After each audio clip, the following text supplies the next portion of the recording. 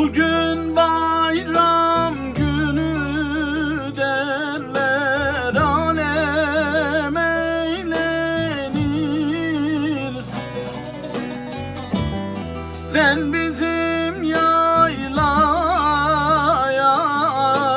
gel başın için. Dertliler oturmuş,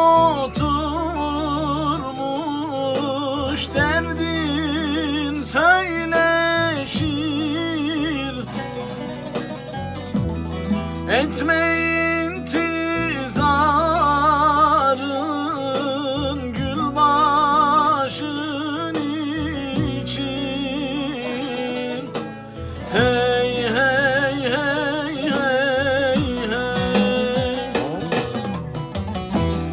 Dertliler oturmuş,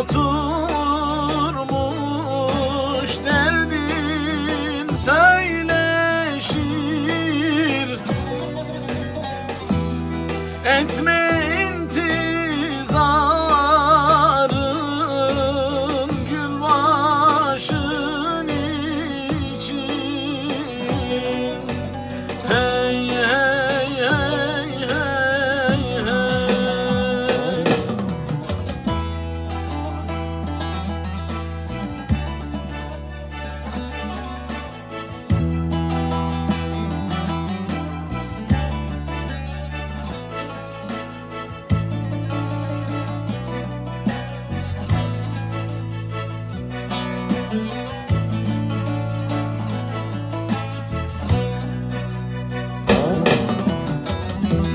Davut suları yem aktı amanda.